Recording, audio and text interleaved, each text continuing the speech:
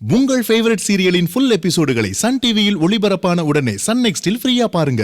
இப்போதே app download செய்யுங்கள்.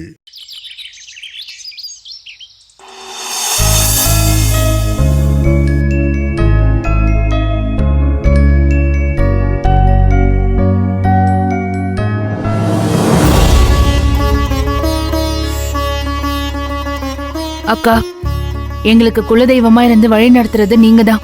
கோபுரத்துல வச்சு எங்களை அழகு பாத்தீங்க. ஆனா இப்போ நாங்க இங்க வந்திருக்கோம்னா அதுக்கும் காரணம் இல்லாம நீங்க இப்படி பண்ண மாட்டீங்க. அது எனக்கு தெரியும்க்கா. எவ்வளவோ கஷ்ட நஷ்டத்தை பார்த்திருக்கோம். ஆனா அவர் இப்படி என் கண்ணு முன்னாடி இருக்கிறதையும் மீரா யுவா கஷ்டப்படுறதையும் என்னால பார்க்க முடியலக்கா. தெரிஞ்சோ தெரியாமலோ நாங்க தப்பு பண்ணிருந்தா எங்களை மன்னிச்சிருங்கக்கா. நாங்க கடந்து வந்த பாதை வேணா கல்லா இருக்கலாம், இனி கடக்க போற பாதை புல்லா மாறணும்க்கா. இந்த குடும்பத்தோட கஷ்டத்தை போக்க நான் ஏதாவது பண்ணணும்னு ஆசைப்படுறேன்க்கா. காட்டாத்துல மாட்டின கட்டை மாதிரி கரை தெரியாம போயிட்டு இருக்கோம். நீங்க தான் கை தூக்கி விட்டு எங்களை கரையேத்தணும். யமுனா,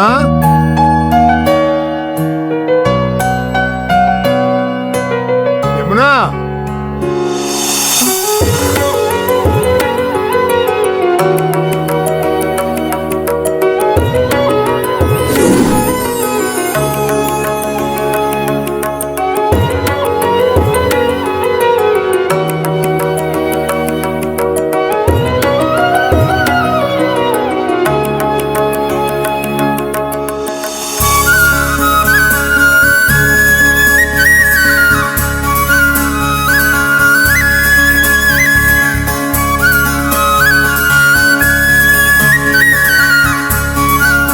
கௌசல்யா அக்காக்கு ஆர்த்தி காமிச்சிட்டு இருந்தேங்க. எதுக்கு கூப்பிட்டீங்க? இல்ல, இந்த மாத்திரையை காணோம். எல்லாம் பத்திரமா எடுத்து வச்சிட்டேன். இங்க டிஃபன் சாப்பிட்டு தான் மாத்திரை போடணும். இந்தாங்க ஆர்த்தி எடுத்துக்கோங்க.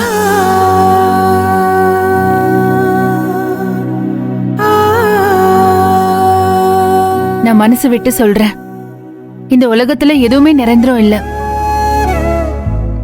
நேத்து இருந்தது இன்னைக்கு இருக்காது, இன்னைக்கு இருக்கிறது நாளைக்கு இருக்க போறது இல்ல. எல்லாமே மாறும். எப்படி யமுனா இவ்வளவு நம்பிக்கை சொல்ற? மாறுங்கிற நம்பிக்கையில தான் இந்த உலகமே ஓடிட்டு இருக்கு. இதுல நீங்களும் நானும் மட்டும் விதிவிலக்கா என்ன? கண்டிப்பா எல்லாத்தையும் மீரா மாத்துவா.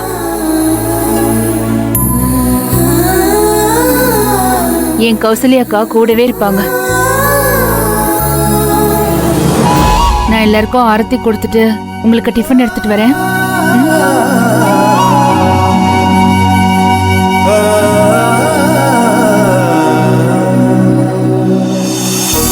அத்தை. என்ன யமுனா, காலையிலேயே பூஜையெல்லாம் முடிச்சிட்ட போல இருக்கு. ஆமா அத்தை, முடிச்சிட்டேன். ஆரத்தி எடுத்துக்கங்க.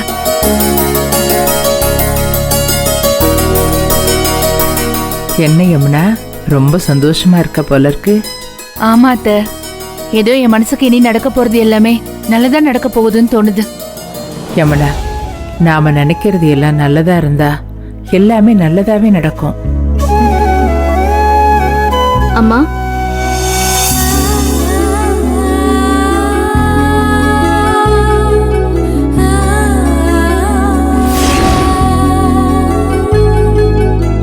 வா மீரா, ஆரத்தி எடுத்துக்கோ.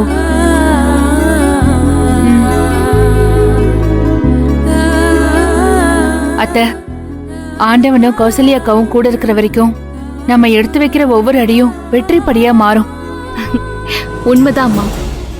அம்மாவோட ஆசையும் உங்களோட அரவணைப்பும் அப்பாவோட அன்பும் பாட்டியோட பாசமும்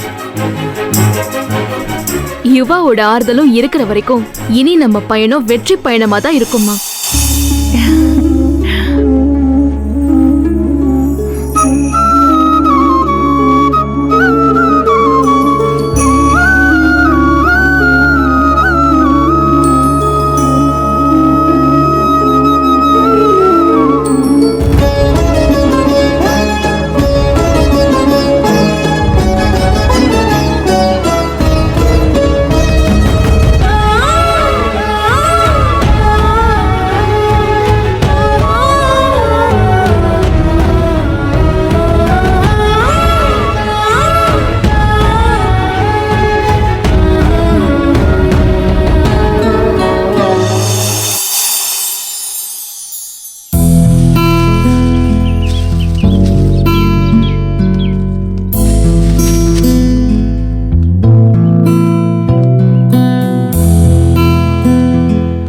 காய்கறி வேணுமாம்மா? ஆ தக்காளி கிலோ எவ்வளோ? 1 கிலோ 30 ரூபாம்மா.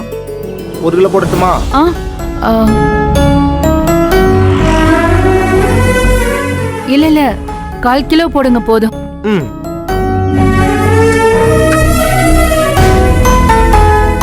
வேற ஏதாவது வேணுமாம்மா? ஆ சௌச்சௌ ஒன்று போடுங்க. வெங்காயம் ஒரு 1/4 கிலோ. உருளைக்கிழங்கு அதுவும் ஒரு 1/4 கிலோ கொடுத்துருங்க. சரிம்மா.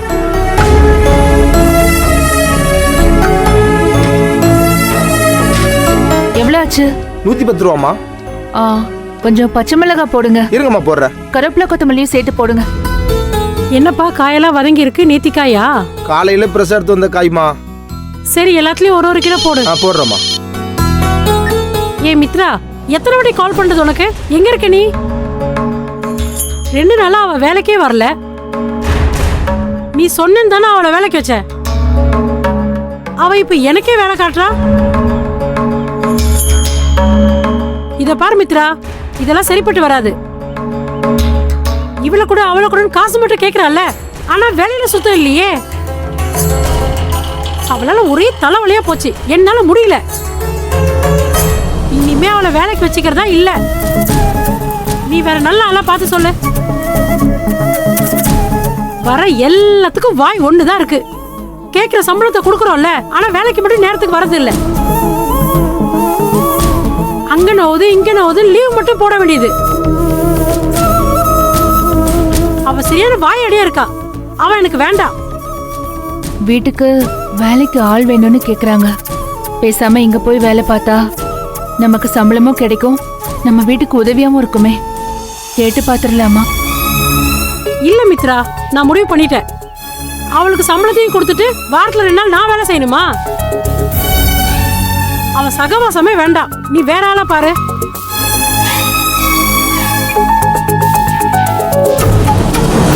இவளோட பெரிய ரோதனையா போச்சு.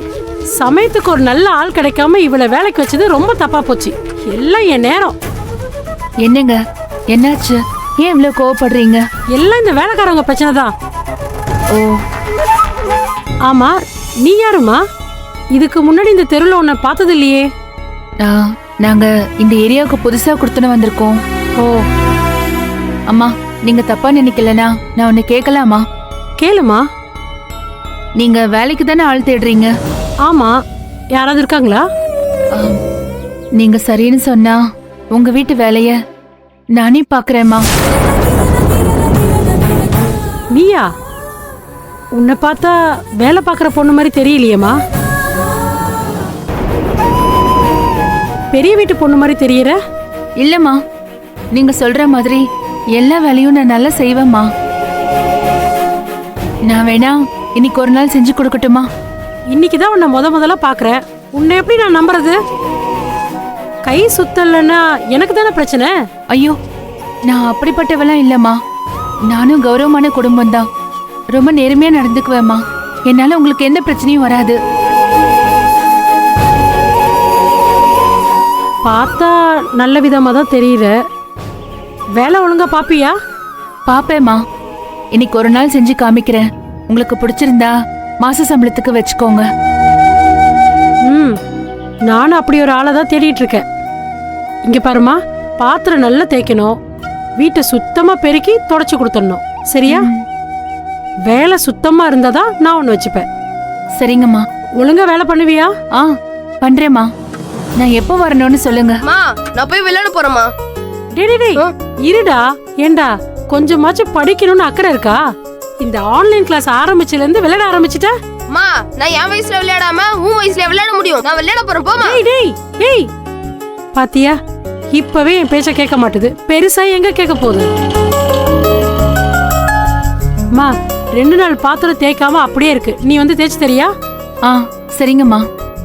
இத பாருப்பா, இந்த காயெல்லாம் உள்ள கொடுத்துட்டு காசு வாங்கிக்கோ. சரியா? நீ வாமா உள்ள. புடிங்க இத.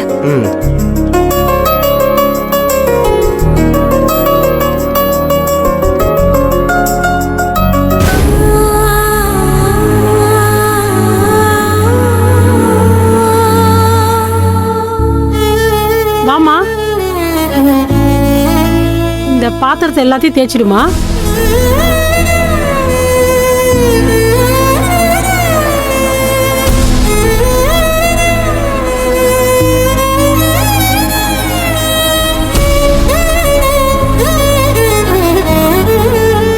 இங்க பாருமா, சோப்பு இங்க இருக்கு. தண்ணி தீந்து போச்சுன்னா அங்க புடிச்சுக்கோ. சரியா? சரிங்கம்மா.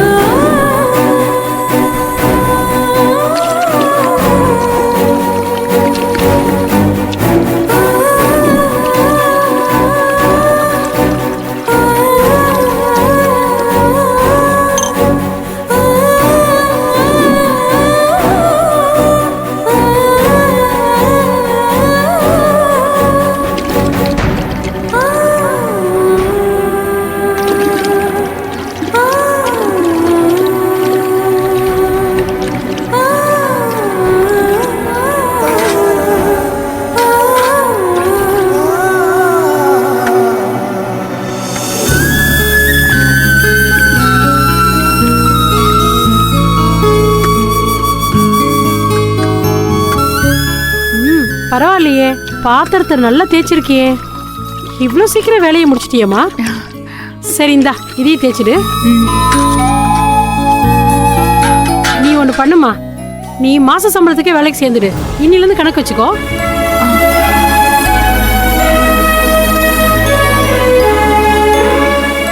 என்னம்மா யோசிக்கிற? உன் புருஷனை கேட்கணுமா? இல்ல, எங்க வீட்டு வேலையெல்லாம் முடிச்சிட்டு தான் இங்க வர முடியும்.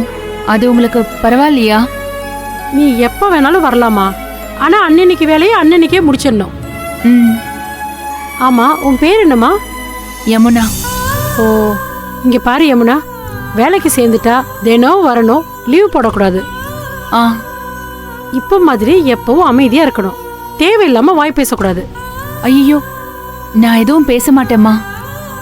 அது ஒண்ணு பார்த்தாலே தெரியுதுமா. சரி, நான் என் ஹஸ்பண்ட் கிட்ட பேசிடுறேன். நாளைல இருந்து கரெக்டா வந்துடணும். சரியா? சரிங்கம்மா. இந்த வேலையெல்லாம் முடிச்சிட்டு வீட்டையும் பெருக்கி தொடச்சி கொடுத்துடணும். பண்ணிடுறேம்மா. சரி, வேலையை பாரு.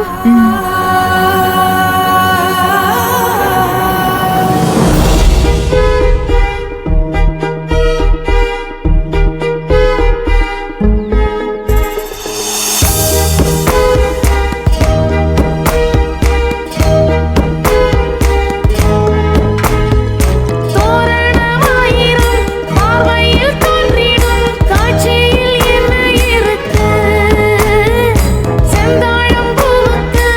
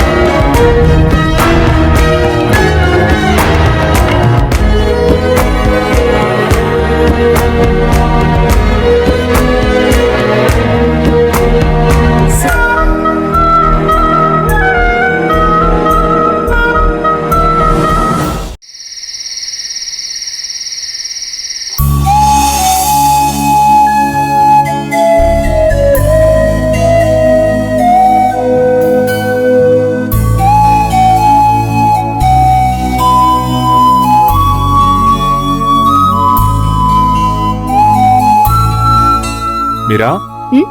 நீ உள்ளதான் இருக்கியா? ஆ, உன்னை எங்கெல்லாம் தேடிக்கிட்டு இருந்தேன் தெரியுமா? ஏன் மாமா என்ன தேடுற? நான் தேடல, சார் தான் உன்னை தேடிக்கிட்டு இருந்தாரு. என்ன மாமா சொல்ற? அப்பாவா? ஆமா மீரா, அப்பாவா? அப்பா என்ன தேடினாரா? ஆமா மீரா. மாமா விளையாடாத, நிஜமாவே அப்பா என்ன தேடினாரா? நான் என்ன பொய்யா சொல்றேன்? சார் உன்னை தேடினார் மீரா. எனக்கு உடனே அப்பாவை பார்க்கணும் போல இருக்கு. ஏய் மீரா, மீரா நில்லு மீரா.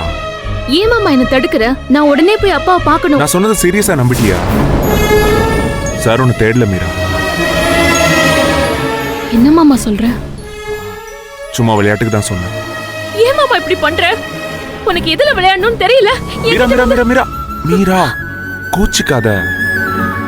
ஒருவேளை நிஜமாவே உங்க அப்பா உன்னை தேடினா நீ எப்படி ரியாக்ட் பண்ணுவேன்னு பார்க்க ஆசைப்பட்டேன். அதான் போய் சொன்னேன். மாமா, அப்பா விஷயத்துல இனிமே இப்படி நடந்துக்காத. ஓகே, இனிமே அப்படி பண்ணல. ஓகேவா? அப்பா என்ன தேடினார்னு நீ சொன்னதும் ஒரு நிமிஷம் சந்தோஷத்துல என்ன பண்றதுன்னு எனக்கு தெரியல மாமா. நீ சொன்னது போய்தான், ஆனா அதுவே எனக்கு எவ்வளவு சந்தோஷமா இருந்துச்சு தெரியுமா? ஏன் மீரா, சும்மா ஒரு பேச்சுக்கு சொன்னதுக்கே இவ்வளவு சந்தோஷப்படுறியே, அது உண்மையா இருந்தா? என் அப்பா மட்டும் வாய் நிறைய மீரான்னு என்ன கூப்பிட்டா அதை விட ஒரு பெரிய சந்தோஷம் எனக்கு எதுவுமே கிடையாது மாமா. நான் அந்த நிமிஷமே செத்தா கூட சந்தோஷமா சாவேன்.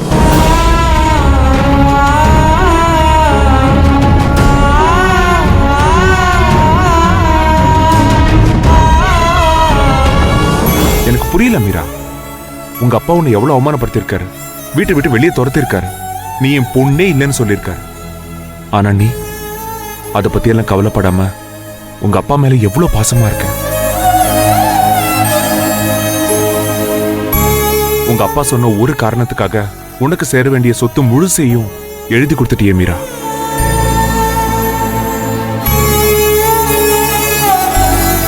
இதுவே வேற பொண்ணா இருந்தா அப்பாவே வேண்டான்னு தூக்கி போட்டு போயிருப்பான். ஆனா நீ மீரான்னு ஒரு வார்த்தை சொன்னா போதும் செத்துருவேன்னு சொல்ற. எப்படி மீரா? எனக்கும் என் அப்பாவுக்கும் உள்ள உறவு கடல் அலைக்கும் நுரைக்கும் உள்ள உறவு மாதிரி, அதை பிரிக்கவே முடியாது.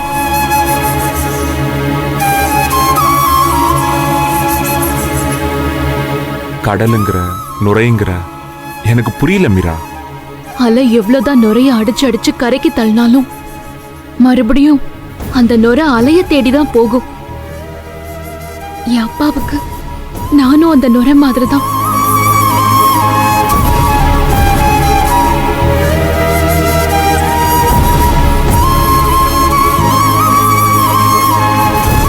அப்பா என்னதான் என்னை வெறுத்து ஒதுக்குனாலும் நான் அப்பாவை தேடிக்கிட்டே தான் இருப்பேன்.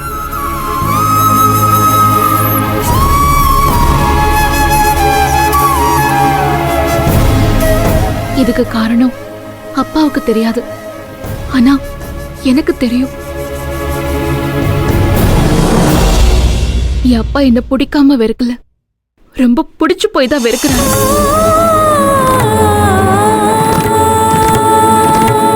அப்பா அம்மா மேல அளவு கடந்த அன்பு வச்சிருந்தாரு, ஆனா அவங்க கூட வாழ முடியாம அம்மா பாதியிலேயே போயிட்டாங்க.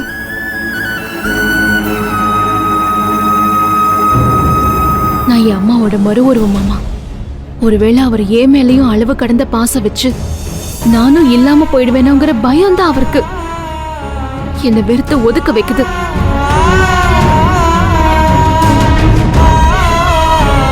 ஆனா ஒண்ணு மாமா, அப்பா என் மேல காட்டுறது வெறுப்பு இல்ல, அன்பு.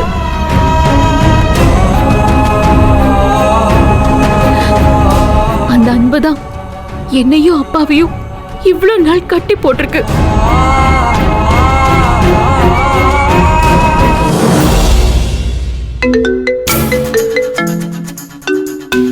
வேற ஒரு நிமிஷம், ஃப்ரெண்ட் ஃபோன் பண்றான். சொல்றா. யுவா, ஒரு நியூ கம்பெனியில் உன்னோட ப்ரொஃபைல் கொடுத்தேன். அவங்க உன்னோட ப்ரொஃபைல் பார்த்துட்டு பிடிச்சிருக்குன்னு சொன்னாங்க.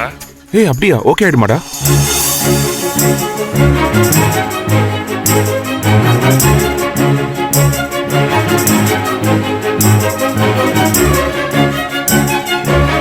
ஐயோ தேங்க்ஸ் ரா மச்சான், நீ பண்ணது பெரிய ஹெல்ப்டா. டேய் மச்சான், நான் இப்போ என்னடா பண்ணணும்? வேற ஒண்ணும் இல்லடா, நீ போய் இன்டர்வியூ அட்டென்ட் பண்ணா மட்டும் போதும். தேங்க்ஸ்டா, இந்த ஹெல்ப்பை நான் மறக்கவே மாட்டேன்டா. மீரா, ஒரு குட் நியூஸ். மார்க்கெட்டிங் கம்பெனில ஒரு ஜாப் கிடைச்சிருக்கு. ஃப்ரெண்டு தான் ரெக்கமெண்ட் பண்ணிருக்கான். அங்க வந்து பார்க்க சொல்லியிருக்கான். நல்ல விஷயம் மாமா. இந்த வேலை மட்டும் கிடைச்சிட்டா போதும் நமக்கு. கண்டிப்பா கிடைக்கும் மீரா. என் ஃப்ரெண்ட் ஜாப் கன்ஃபார்ம்னு சொன்னான். எனக்கு அது போதும் மாமா.